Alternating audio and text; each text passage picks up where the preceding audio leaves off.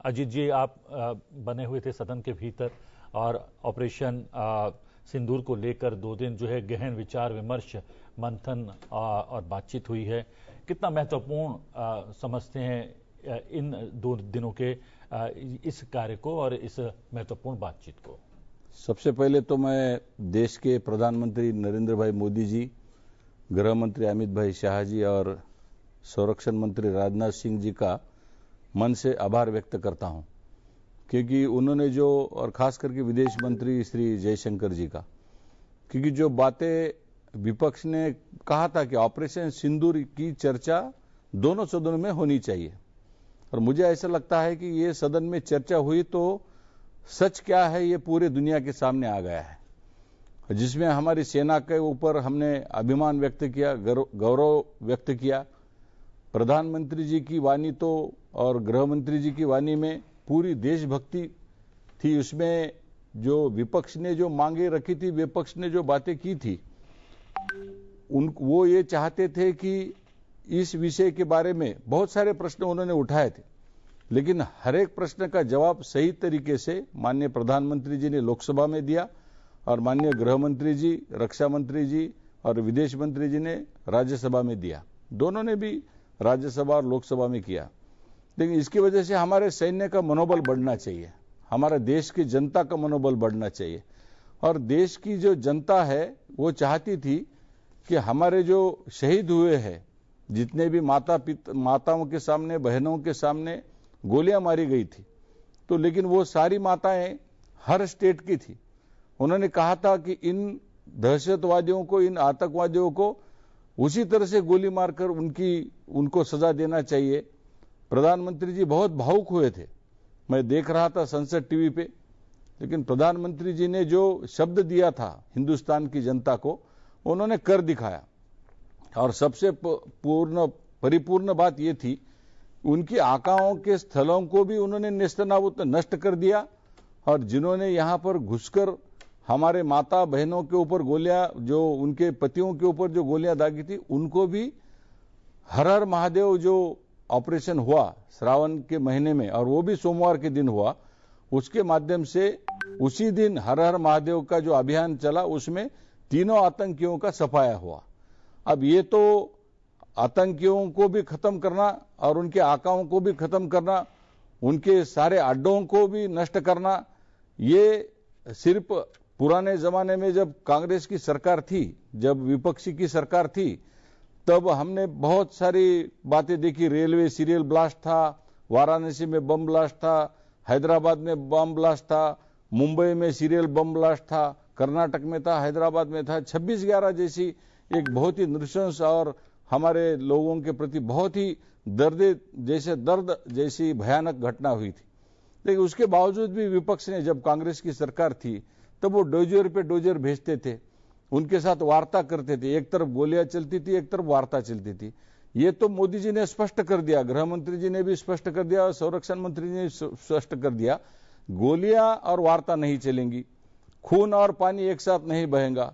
तो हमारा देश एक निर्णायक स्थिति में आ चुका है, पुराना वाला देश नहीं रहा है, अब ये मोदी जी का देश है।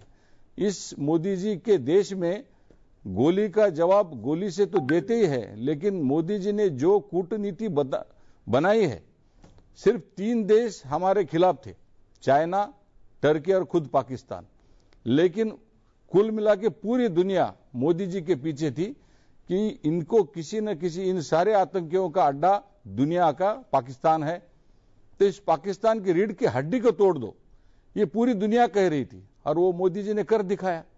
मोदी जी की सेना ने कर दिखाया, हमारी भारतीय सेना ने कर दिखाया।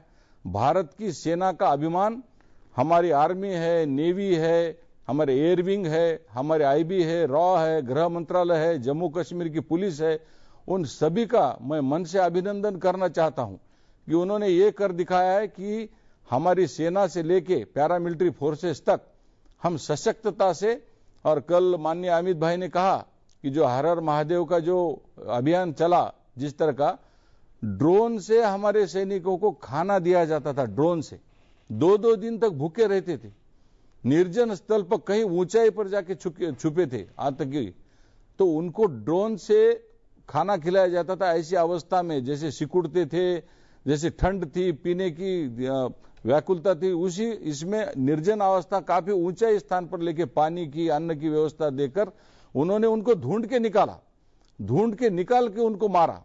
और जो माता बहनों ने जो कहा था कि उनके सर में गोली मारना चाहिए, उनके सर में गोली मारकर हमारे सैन्य का बहुत बड़ा अभिमान हमारे इस देश ने देखा है।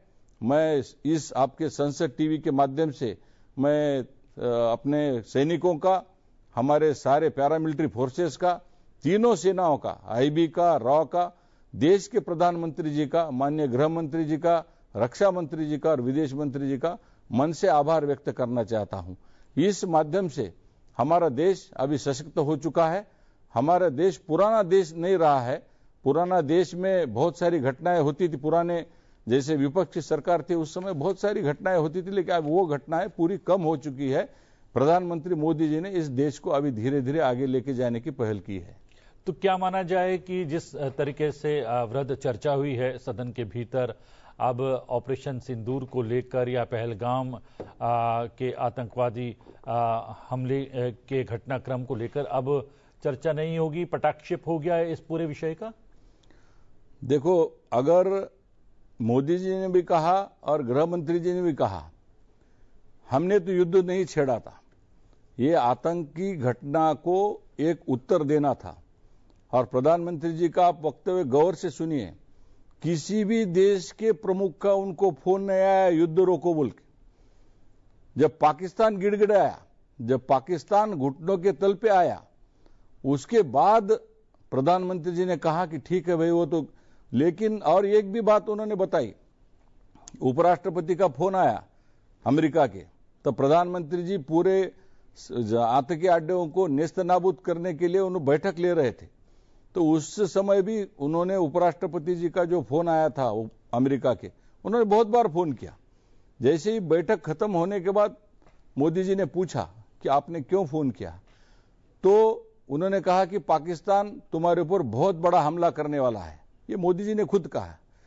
हमारा छाती, हमारा अभिमान, माननीय प्रधानमंत्री जी, उन्होंने, उपराष्ट्रपति ने उनको ये कहा कि भारत पर पाकिस्तान बहुत कड़ा हमला करने वाला है। तो मोदी जी के शब्द ऐसे थे, मोदी जी ने ऐसा कहा, इसका ये तो बहुत बड़ा, इसका तो हम जवाब देंगे ही, लेकिन ऐसा जवाब देंगे ये जिंदगी भर खड़ा नहीं रह पाएगा। ये ऐसा हिम्मतवान, ऐसा धाड़सी, ऐसा एक विजन वाला प्रधानमंत्री हमने देखा है। और मैं ये कहना चाहता हूं कि ये युद्ध नहीं था। अगर युद्ध होता तो पाकिस्तान दुनिया के नक्शे पे से पूरा खत्म हो चुका था। प्रधानमंत्री जी ने सिर्फ आतंकी कार्रवाई को सिर्फ एक जवाब दिया था, उसके माध्यम से 9 ठिकाने आतंकियों के उड़ा दिए गए, 11 एयर स्ट्रिप्स उनके उड़ा दिए गए, और उसमें से बहुत सारे लश्कर-ए-तोयबा, इंडियन मुजाहिदीन, इनके सारे जो आकाएं थी, जो 26/11 के भी थे, उसमें से सीरियल ब्लास्ट वाले भी थे। हमारे देश में जितने भी बम के धमाके किए थे, जो कांग्रेस के सरकार को करना था, वो मोदी जी ने ऑपरेशन सिंदूर के माध्यम से खत्म कर दिया।